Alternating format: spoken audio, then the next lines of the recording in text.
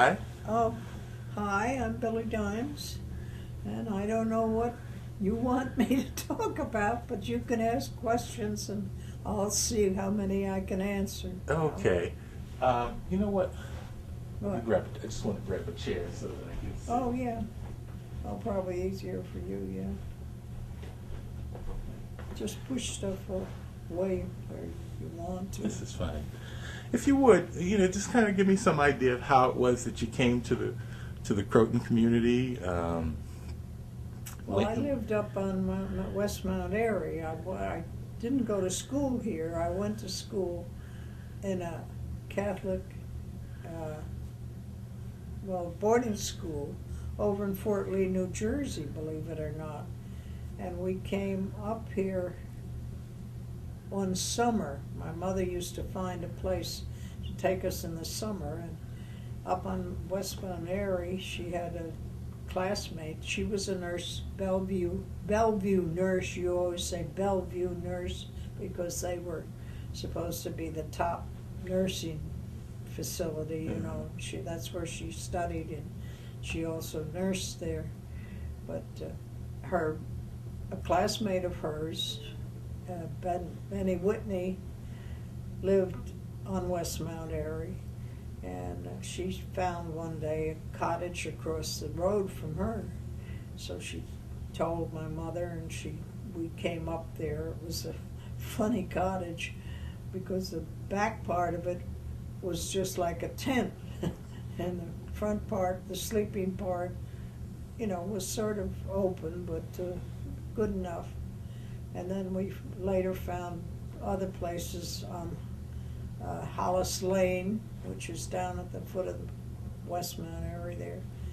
And so we started staying there, and eventually we moved into a bigger house on West Mount Airy. Do you know where Dr. Christensen lives in that? no, I don't. It was when once you get down on the flat of West Mount Airy, you just about go around the curve there, and there's a house that sort of sits over the road. And that's where Dr. Christensen lives, I think, now. But we lived in the house behind it. That's that house off to the left with the mansard roof, and they've got like an arbor. No, that was just the first one. That was the old Clark homestead. But this was another Clark homestead that where we lived. It sits back over the road. There's a little driveway you can pull up off the road like this. It's sort of angled like that, so there's room for a couple of cars there because your garage for the place is back further as you come to it. But it Now, was owned I'm sorry. When was it that you came to Mount Airy? probably about 26, 27, somewhere in that era, like that, because we were there. Well, we must have lived there. Well, I don't really know what year, because we later lived further west there, where Woody Brook is. And there's a house just beyond Woody Brook now, but that used to be part of this estate that was there. There was a big house, which is still there, and there was a caretaker, superintendent's house, I guess, because he had charge of the whole place there. And all those houses back in Woody Brook weren't built when I was alive, but we used to go in that driveway and down through little woods to that other house that's now off West Mount Airy. So we lived there for several years, so I don't know, probably about 25 maybe we came to.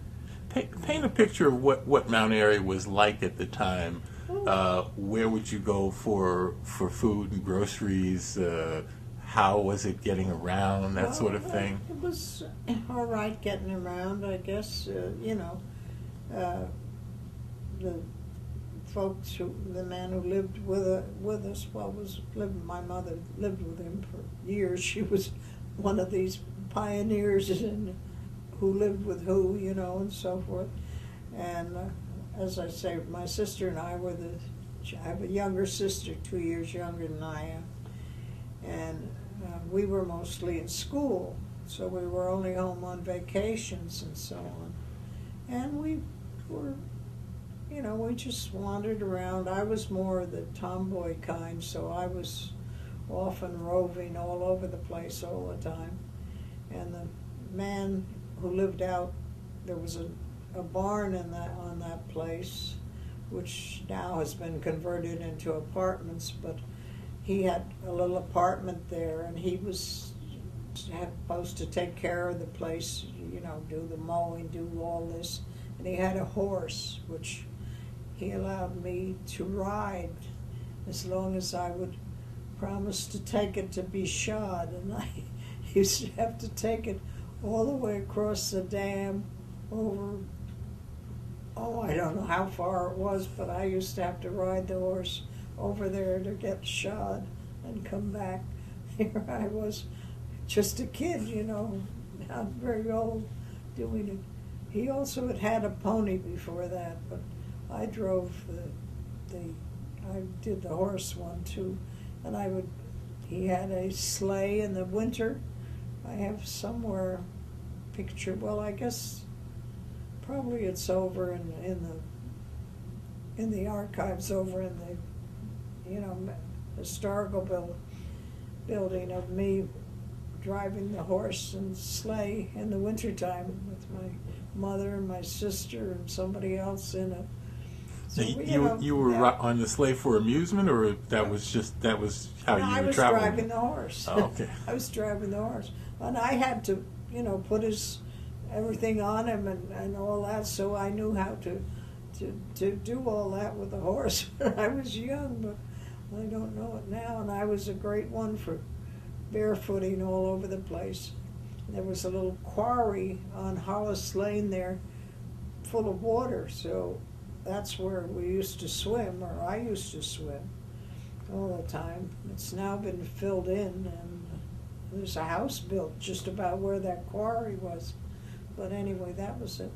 But, you know, I just wandered around a lot. My sister wasn't quite the outdoor girl like I was, but I know she'd do her thing during the day, and me. My mother could never figure out. She always bought us shoes for the summer, you know, maybe ankle-high, heavy shoes, because she figured we'd be out playing like. But my shoes never wore out, because I would wear them going out, and I'd take them off and hide them behind a stone wall and go barefoot for the rest of the day until I was going home at night, and then I put my shoes on. But they never wore out. Whereas the shoes she bought me for school, wore out, but not those. But that school that I went to in Holy Angels was eventually, because the George Washington Bridge was built. In fact, at HA we were taken out to the edge of the Palisades there, and we saw when they laid the foundations for the towers on the Jersey side. About that was 27 or 28, I think, yeah. But then eventually, having to have all the kinds of roads, they kept buying the property, and so Holy Angels had to eventually leave, and it's now up in further up and down nearer the river. So when you came up here, you were a young teen? Were you? No, I was younger than that. I was probably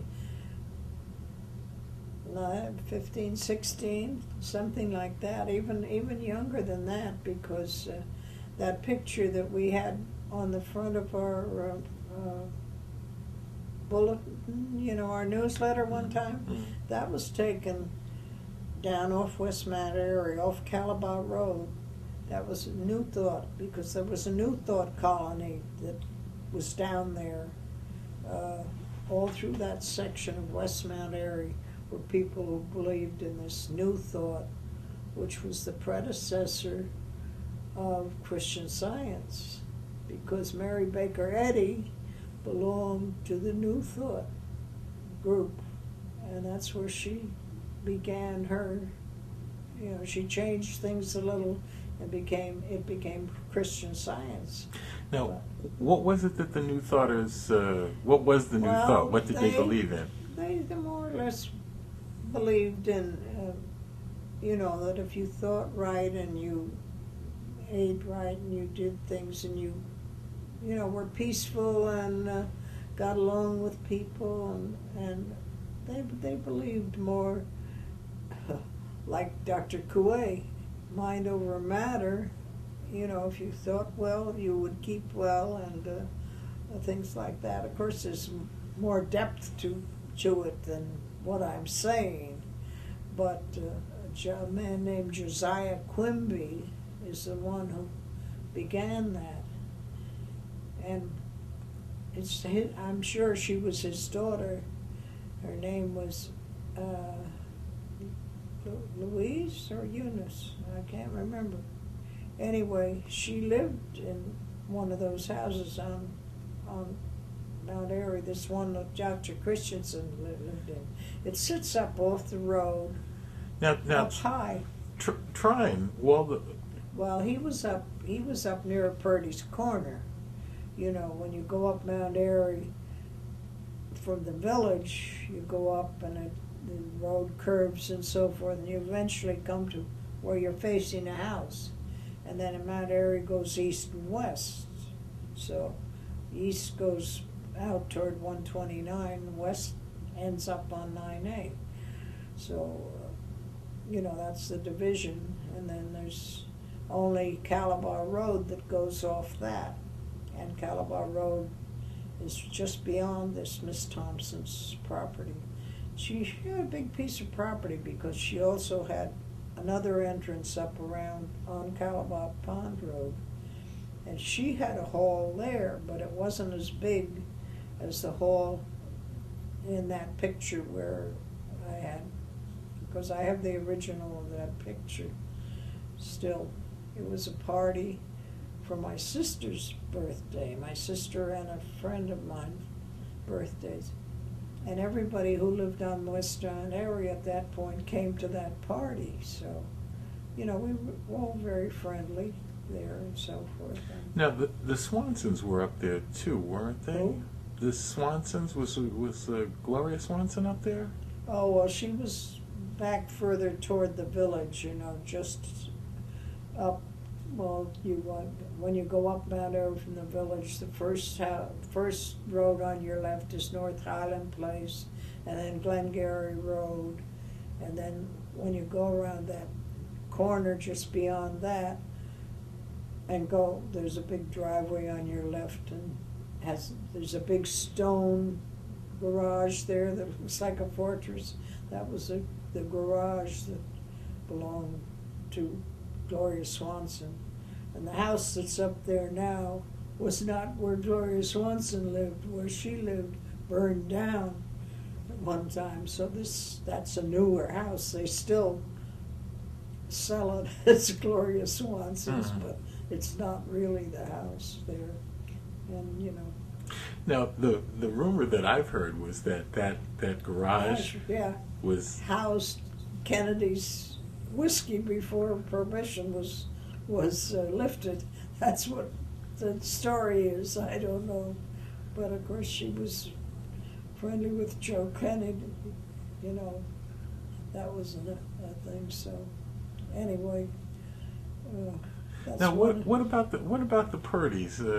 It's called Purdy's Corner. Purdy's Corner. Well, there's a little school that was just off as you. Well, that was the Croton School, the Croton Mount Airy School for Croton, yeah, quite a few people went there. In fact, my son-in-law's family, when the school gave it up, things got more modern and they came into school in the village.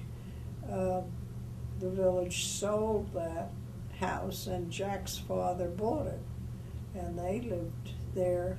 They were about 8, I think, in the family there. So they modernized it, into a regular home.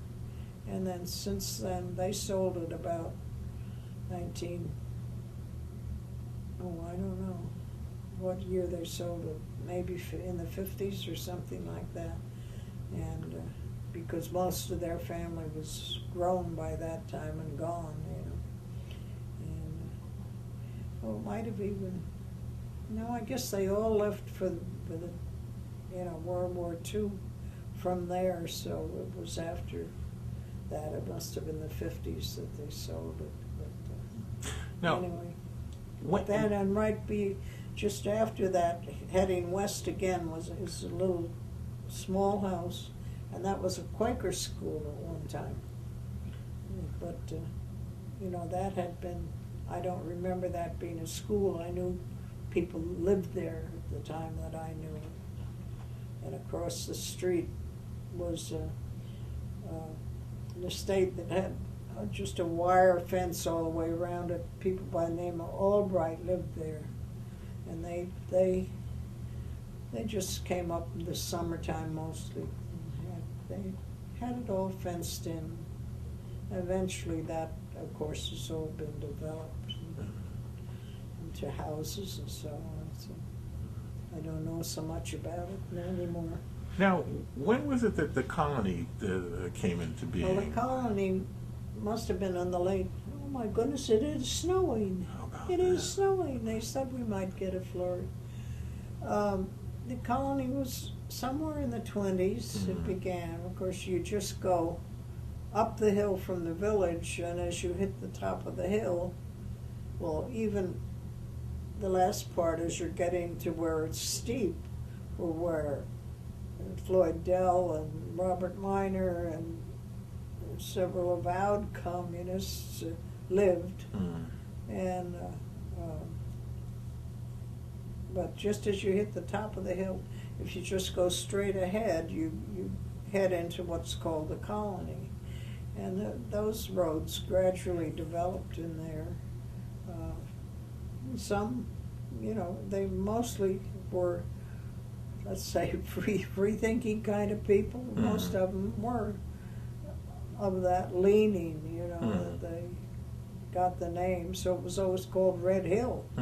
Red Hill, and there were many a skirmish between the kids from Red Hill and the kids from the village, And then off Glengarry Road, they eventually, well, Hessian Hill School really started in the colony. But Margaret Chase Smith, I go say Margaret Chase Smith, I don't mean her at all, she's Maine. But what was I can't remember the other name now of the woman who started Hessian Hill School. There were two women who started that, Elizabeth Moose and Stuart Chase and Margaret, his wife anyway, Margaret. But she didn't go, she went by her own name, but I can't think of it right now. But they started Hessian Hill School in a garage there in the colony. And then eventually they moved up onto Glengarry Road and built the first part of Hessian Hill School. And everybody always said it was commie, but they just said it because it was Mount Airy and it was near the colony, But they were people who believed in education being, more, the kids participated more and had more to say rather than the structure of the schools, And now the kids, they did everything. If they were going to go off and buy some apples, say, in the fall, they had to figure out how many apples they wanted and, do the whole thing of figuring things out. That was how they learned by the process. That was how they learned by the process. And they had they had an orchard, they did things, they wanted something done, they had to figure out how it should be built and do the process themselves. They didn't necessarily sit down with books all the time.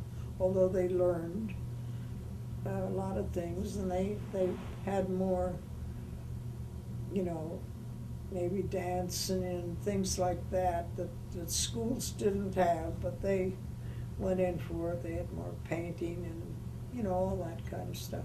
But they were not all communists, you know. Some of them might have been, and some of them weren't, because I know others that went there that weren't commies. Let's say Gene Pearl was one of them. Gene went there, and his sister. They both came out of there. Well, you know what I find interesting is that there's a whole range of viewpoints, and you know, while part of the Mount Airy thing was extreme and in fact communist. Communist, yeah. Part of it was socialist. Yeah. And the socialist part believed in, you know, workers' rights, you know, well, no child labor yeah. and all that sort of thing, you know. Yeah. So. What was the name of the big fellow who was a socialist, not where, he was a socialist rather than a communist, although the communists, as I say, Robert Minor, who was the head of the communists in the United States, lived right across the road from him. But isn't that? If I'd known you were going to ask about them, I would have looked up in my book and remembered his name. But he was more a socialist than a communist. And oh well, that end, I didn't know that end of Mount Airy so much, although, you know, there were different other ones. Where Jane lived,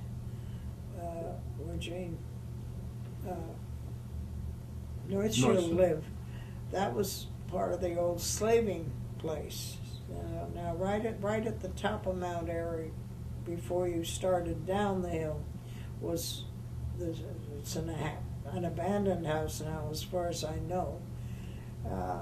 That was old Grandpa Slaving's house. And then just down, the first little brick house that you come to, you go down the hill a little bit, and there's a driveway goes up very steeply. You went up that, and around the back was where Jane Northshield lived. But in the brick house on the front were the younger Slavings, younger I say. They were they just younger than Grandpa. Fixed that place up. It's fabulous now. The what? They just fixed that up. That brick house. The brick house, yeah. Yes. Yeah, I know.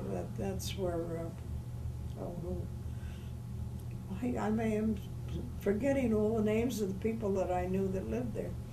But I knew, of course, the Slavings were living there when I knew it, and I had Abby Slaving was my age, and they had Eddie and Bill and Ada and Rafaela. But then they eventually moved down, and they built a house that was about the top of High Street, but if you're starting down, it would be on your left. It would be now the second house from the top of the High Street. But they had lived, you know, up on Mount Airy for many, many years. When I was growing up, Ebby was about my age, because he'd come down. Of course, I like to go fishing and things like that. And we'd fish down at what they call the railroad pond. You know, the pond that's right on the road there. And he'd come by the house. Hey, Billy, you want to go fishing? And off I'd go fishing with Abby. And in the wintertime, we had, the Whitneys had what do they call them? A flexible flyer. Mm-hmm. They had one that was about 6 feet long, so a whole bunch of us could get on that. And we'd pull that up, you know, at night, maybe to the top of Slaving's Hill once, but then we'd only go like from Whitney's down, you know. But if you go once from Mount Airy, the top of Mount Airy, you went all the way to the railroad pond before you stopped. But you know, there wasn't that much traffic in those days, so you could sleigh ride all you wanted. You would very rarely meet a car, and so. As a matter of fact, I don't know where that sled is. It's either in Jack's garage still, or one of the kids has taken it. But because you slide on better things now that slide better, you know. But those days, flexible flyer was the thing, you know. And so we could get about 6 of us on that flexible flyer, and away we'd go. But you wouldn't do much more than 1 or 2 slides. It was too far to walk back, and you wouldn't do it. So eventually, after I got married, Bill and I rented a house on Hollis Lane. That's where we lived first. And then eventually we lived around on East Mount area on Lincoln Road. And we lived where a house, my mother had been living in a little house back there, which was really a summer cottage. It wasn't much of anything. And it burned down a couple days before Christmas one year. And eventually the man that owned all the property, there were about 5 cottages on the property, and he eventually built a stucco house back there.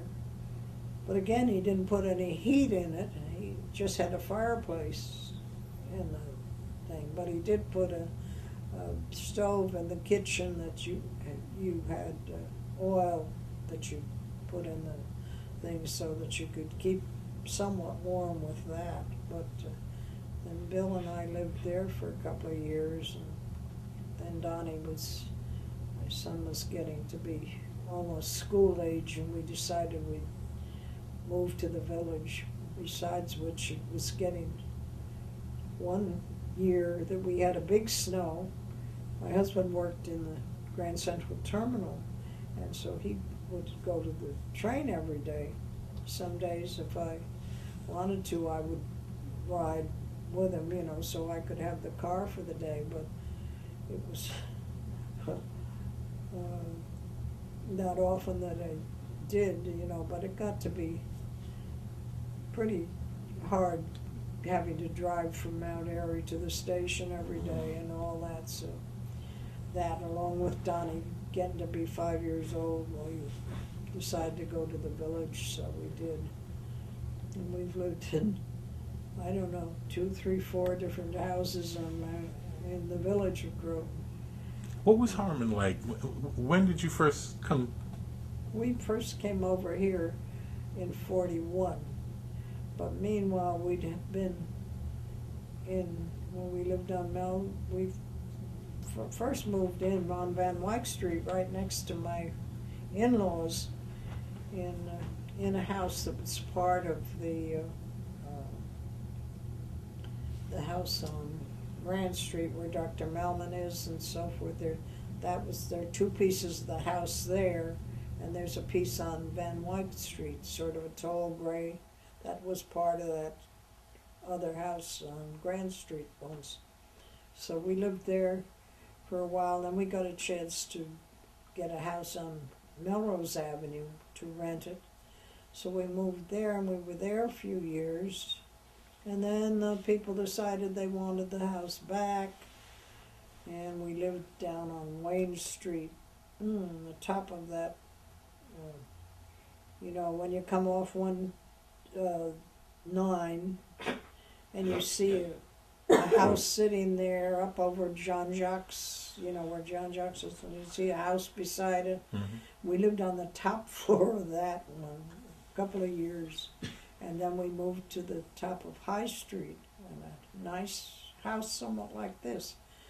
And then all of a sudden the bank held the mortgage on that, and they sold it in about 1940 for $4,000. That's what houses were going for in those days. And this was just before the war, of course. And we couldn't find a place to live. Well, Pop owned this house, my husband's father, and there was a Parkway cop who was living here, and he was sort of falling back on his payments and all the time. So Pop said to him, you know, I think out. I have a son who needs a house, so we came and took the house. And Pop said, you know, you ought to buy it, you ought to buy it. We said, Pop, we don't have any money to pay you. See what the bank will give you, and then, you know, we'll take it from there. So the bank, I guess we got maybe $2,500 from the bank, and that we paid that off, and then we paid Pop some more money, another $2,000 or something, so that eventually we paid $45,000 for this house in the early 40s somewhere.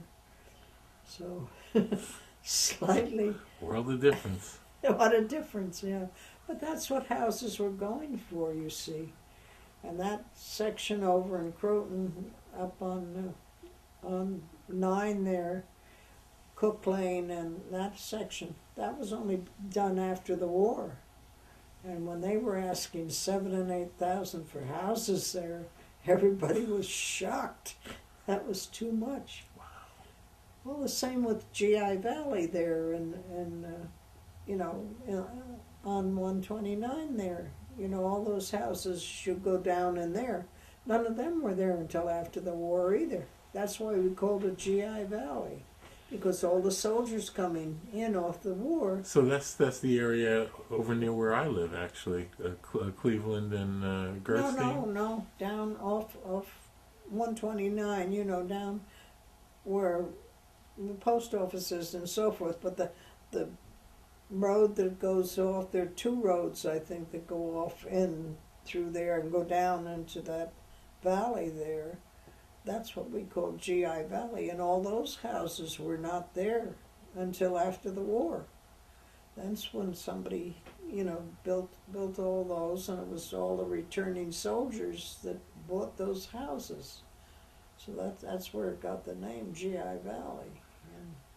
Was this area here well developed at the time? Well, it was pretty well developed. There were quite a few houses. This street in particular, that house over there, and the house across the street, which one of my brother-in-laws lived in, and I think Pop had a lot to do with building that too. And there's house 24 Van Wyck Street is just the same as these two. You'll see it. That's where Pop and Grandma lived. They had originally lived on Church Street, where the Miletis lived. Now there are Miletis in it, and so anyway, that house across 19 and the one this way, they were there, and a couple of other houses up there were in the 20s. So this street had, you know, 4 or 5 houses, and around on the other street, there are houses that were built in 1912, 1918, 19, in the teens and 20s, so forth. The big house on the corner of Hastings, that was built probably in the 1918s, maybe even 20. But a couple of other houses on that street were built earlier than that. And some way back on that end of Hastings were built earlier too. But and there'd be one or two. The one on the corner of Penfield here was built, around the time that these were built, I think. And then there was nothing all the way down Penfield until, around the corner here in Wayland Avenue. There was nothing. There were just fields. Even when we moved here in the 40s from Benedict, from the boulevard here all the way over to Oneida, there were hardly any houses. So the kids had big ball field there and everything, to play.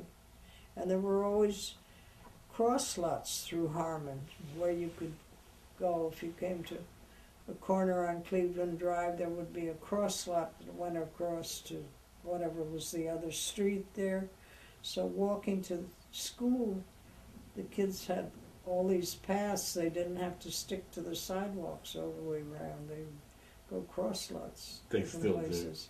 Do. You know, it's fun. Yeah. They still do. Yeah, they still do. You know, some places. Well, at one point, even I think after we moved here in the 40s, on the corner of I think it was Emerson and Cleveland, there was still a barn that had belonged to the Van Cortlandts that went with the house that is now Lenore Ulrich's, or was Lenore Ulrich's. Remember, you know where it is. If you go in on Sunset Drive there, there's a house. That was the superintendent's house for the Van Cortland family. And of course there was a barn that was on what was Cleveland. And I can remember a horse being there, so it was sometime that after I was grown up and living around in Croton and Harmon that I knew that the horse was there in that barn. And because Bill used to come across the Chases, who owned that big house on the corner of Hastings, he had twin daughters who graduated around 1924 when my husband did. And of course the boys would walk over from Croton to date the girls. And he was going home one night, he said it was dark and the darn horse was a white horse and came out of the barn, or was outside the barn, scared the heck out of him.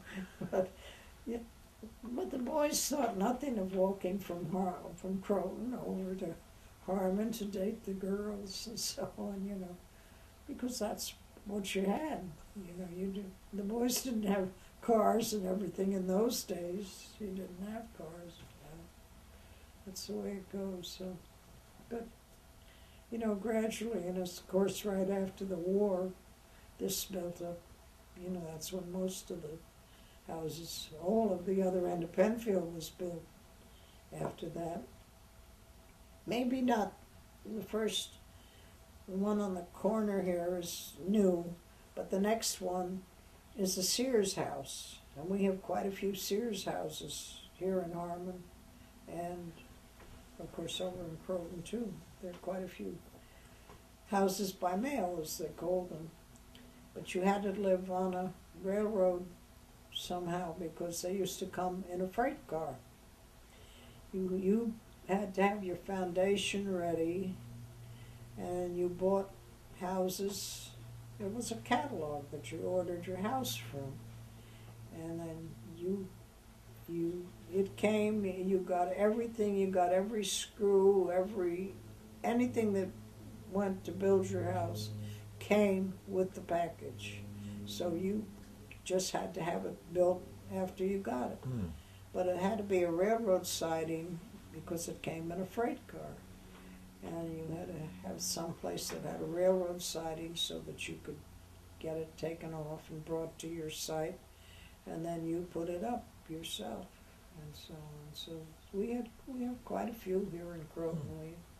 We have a list as many as we have over in the room there in the Historical Society. We have the book that's called Houses by Mail, and it shows all the plans that you can get. There are quite a few. That big house that's right next to Swanson's flower shop over there, that's a Sears house. That's a Sears house. Mm-hmm. It was built, you know, as I say, you can get everything you want. And so this area has known its fair share of celebrities. Yeah, right. Over the years. Yeah. Who are some of the more interesting people you've come into contact with?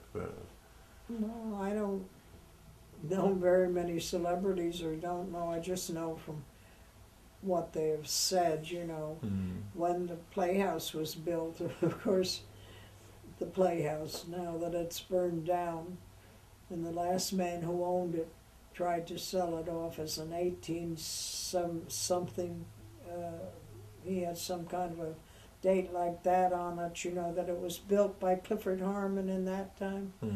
Magical, because Clifford Harmon was built like 2 years before this man said the house was built.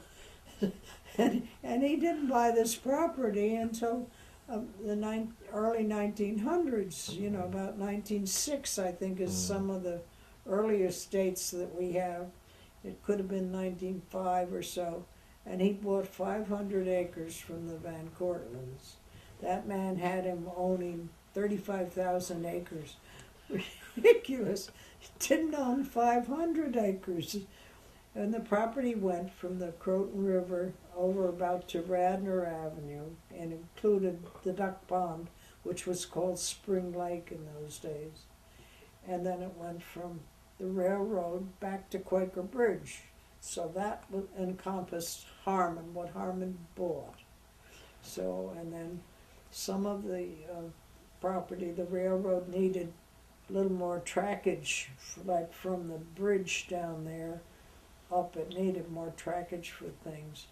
And so they bought some property from Harmon, but supposedly in the deed it said that anything, any station that was built there had to encompass the name of Harmon.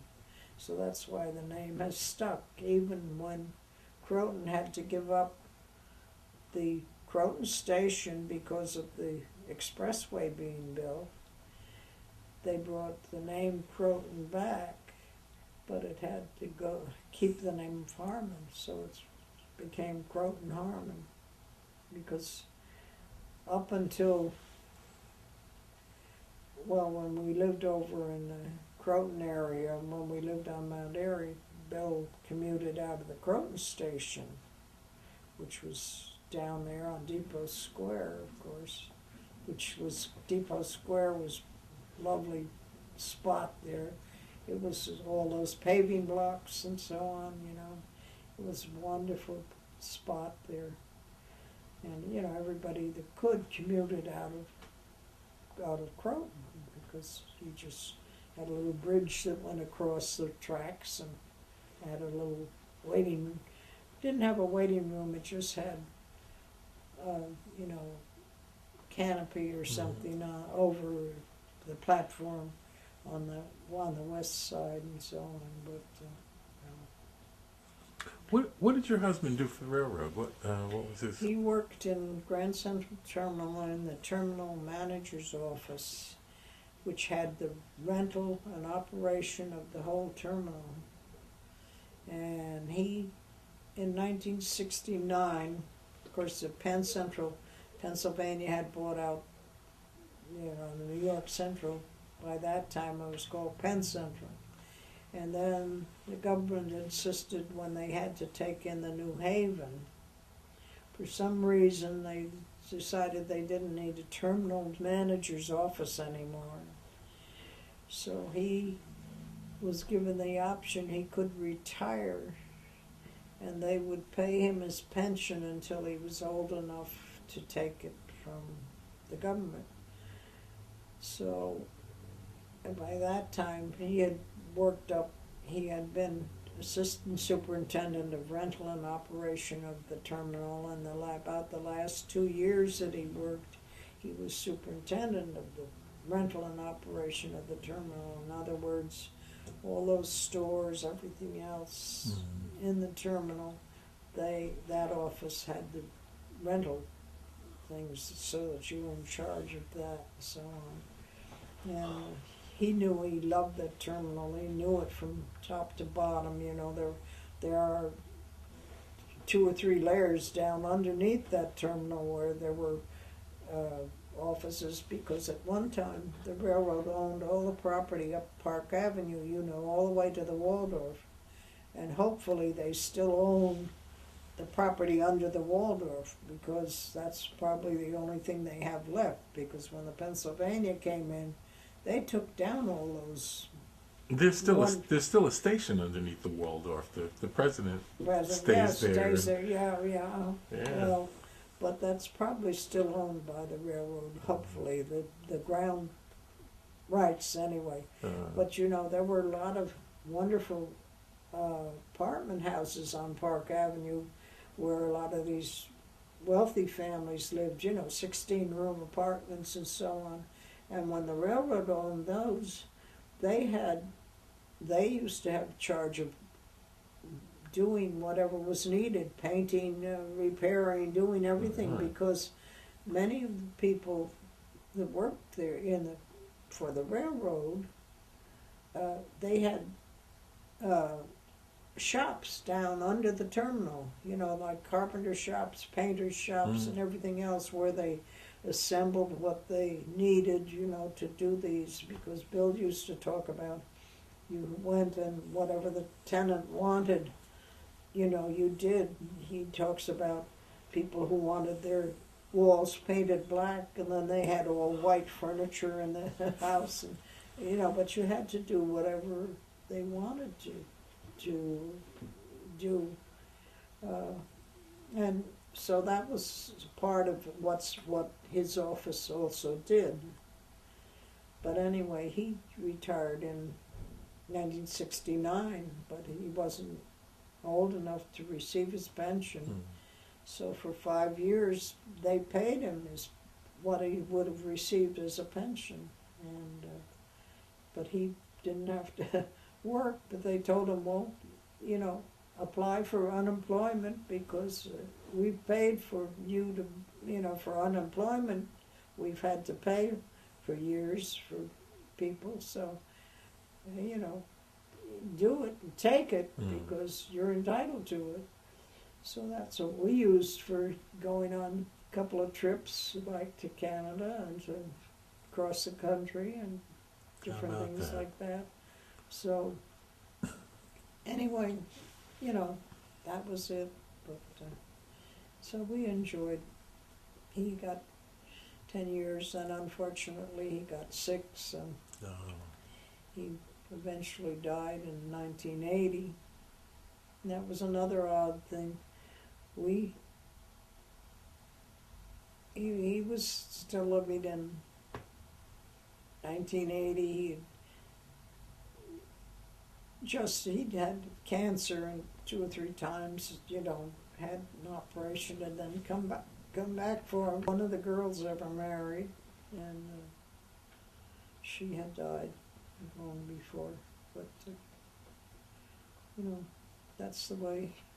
Yeah, the ball bounces. You don't get out of this one alive. You know, well, Bill he'd gone 2 or 3 times, had operations, and come back and been fine for a couple of years, and then, you know, it had come back again. But anyway, in between we did fine. We had a nice group of friends that we'd been friendly with. Bill had known most of them, well, several of them anyway, all his life, because they were native Crotonites, and so he'd grown up with them. But there were about 10 of us. They used to have a lot of goings on down in the docks area, right? Yeah, the docks area. Yeah, well, they did actually. On Depot Square there was the Farrington building, which was like a 3-story brick building, and that had housed the first newspaper, and there was a bank that was down there, and there was eventually a pocketbook factory there, and there was a hall on the top floor called Athenian Hall, and they used to play basketball in that hall. It always amused me how they had basketball courts on the top floor of schools. They did in Croton School, in the municipal building. Their basketball court was on the top floor. We eventually had a stage. It had a stage there so you could have, you know, shows and so forth. That's where my husband went to school. How about that? That's where he graduated, from that school, not from high school. High school wasn't built yet. High school wasn't built yet. First graduation out of high school was in 1927, and because Pete Simone, that was another family that was a lot of kids and so forth, and were part of Croton too, were the Simone family. And Pete eventually lived around the corner from here. And he told me he was in the first graduating class, which was 1927. The Cornerstone will say 24 or 25, but it was the first graduating class went in the fall of 26 and graduated in 27. So they were the first ones out of that. Because Bill graduated over in the municipal building. You know, they didn't do the thing. And of course, the school, we first started in a school on North Highland Avenue, they called it at that time. It's Old Post Road North, right around the first corner, and a house was our first school. And the firehouse on Grand Street was the second school. And the municipal building, which opened in 1909, was the third school. The high school was the fourth, PVC the fifth, CET the sixth. So, and CET, I started to work in PVC when the cafeteria was on the top floor, and they had to carry all the milk upstairs, and it was in glass bottles at that point, but they had to carry it all the way upstairs. Well, that must have And been a then mess. eventually, and we had, was called, all across the center of the top floor was the general, what they called it, a general purpose room. It had just a little step-up stage, and that was the cafeteria. And in the middle was a big, it was a regular kitchen, you know, to cook for kids. And the other side of it was the, where the teachers taught, you know, the girls sewing and everything like that was taught in the other part of that school. So it wasn't a very big kitchen that they had. And they decided they wanted more of a kitchen and so on, and they excavated under the gym. That was all excavated to make what rooms are down there now. I don't know what's there now, but we had a kitchen and a dining room there, and a big, there was a storeroom there for dry goods, you know, canned goods and things like that. And then there was a freezer in the kitchen part of it. There was a freezer room there. And there had been in the PVC originally room for 2 buses, but they converted those when they did the conversion of the when they were digging for the cafeteria and so forth. After Tell me being about there a few days, you never got the smell out of the garages from that elephant being I'm sorry, there. what was the elephant there for again, man?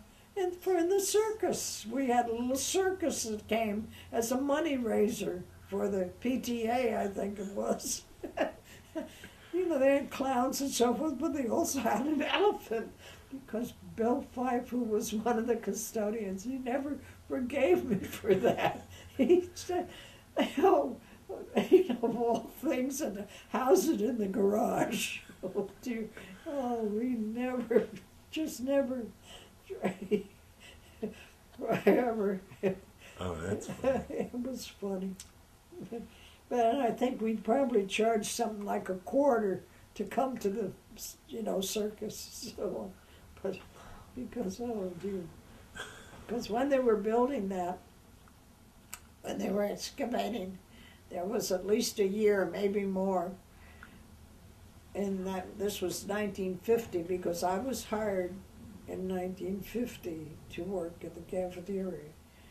And so it was right after that that was excavation was done, because they had no place. The kids had to brown bag it, and they would come down to the gym. They'd put down the bleachers, and the teachers would just bring the kids to the door, and then we had to mind them while they were having their lunch. That's when I learned to buy myself a whistle. And I would, kids on the top row of the bleachers, usually the boys being misbehaving. Come on, down here, and you sit down there on the floor. So that's when I got the reputation of being sort of the lady with the whistle. Because you'd have to do nothing, but mind those kids until by the time their half hour or whatever it was up, the teacher would come back to pick them up at the doorway and so on, because those were the days, but they were fun. When you think of it. Did you know Stan Kellerhouse? Hmm? Did you know Stanley Kellerhouse? I'm sorry. Oh, sure, I knew Stan Tell me from the about days Stan. he came here. I knew Stan when he first came here. He was a teacher, and the village owned Black Rock at that point. And for a couple of years, when the village began to run it as a swimming hole, we had a fellow named Mike Bales, who was a student. He was going to college to be a dentist. And he was hired to be the swimming director at Black Rock. And he put a tent up on just as you turn that curve there at Black Rock, up on the top of the rocks, he put a tent. And he and his wife lived in that tent for the summer. They still had an apartment in New York, so they'd go down and, get their washing and everything done. But they'd generally stay for the summer up there. And they were there 2 years. The second year, Roberta was pregnant, so it was a little hard, but they still stayed there. And it was very much family oriented. We had a Croton Swimming Association, and you paid a sum for the summer that you belonged to the association, and you had a little badge that you sewed on your swimsuit.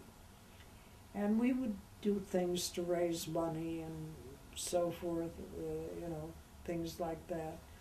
So we had a lower pool where the kids swam, the younger kids swam, a little beach there. And then there was a deeper pool up above that we left one guard on, or most of the time I guess they swam mostly on their own. And Mike would go from this to that. But we had little swimming races and things like that, because I know my daughter was little at that time, and I think Don even swam in some of the races. That we'd have one day that would be a festive thing and so forth, and we had little awards, medals or something and so on. And then eventually the village traded that for some property in the draw down behind the apartment house. So the village lost that, and we still had Silver Lake, which they owned. So then that was when all the swimming moved to Silver Lake. So that was, I don't know exactly what year, but it was. But then Stan Kellerhouse came to town. Mike Bales finished his college and went on he went up around Boston where he started his dentistry. And Stan came to town, and he took the job of being the head honcho in the recreation thing there. And he even stayed in that tent for a little while, because Anne was being a nanny with some group over who were at a beach in Connecticut or somewhere. So Stan was the director there for a year or so, and when he first came to town. And then they lived over on Piney Point Avenue for a couple of years. You say he was quite a character. More than a couple of years, because it was much later that they built the house up here, and lived here. So all of his kids were born after they came here. So they were developed into a Croton family, but he was a great guy. I always got a Stan the Man, I used to call him. Stan the Man. We were good friends. He was great. But he cared about kids too. He was social studies teacher, but he really cared about the kids. And so my son got in trouble once because he and a couple of his pals at that time were probably juniors or seniors, and Stan was very much against kids smoking. And Donnie went out with one of his pals who had a car, and they went out around noontime and were in the car smoking. And Stan came out after them, hauled them all in. They got, I forget what their problem, how they were punished, but they got in trouble for smoking on school grounds. So that they really paid attention to the kids in those days, And so, but those were the days when they were kids. Yeah. But those, the classes weren't as big. You knew all the kids in the class. There was no problem. And neither one of my kids ever rode a bus to school, because first we were living on High Street and Donnie was old enough to walk down. Dode wasn't in school yet. Mm-hmm. She was 6 years younger than he was. She started school when we were over here. She walked to PVC because we were too close to the school for her to have bus rides. So that's his problem too. Yeah. Carlton's been wanting to ride a bus for years and never seemed to swing it. Well, that's what it was, that's the way it was. And of course, during the war years, when we had blackouts, you have a warden on your street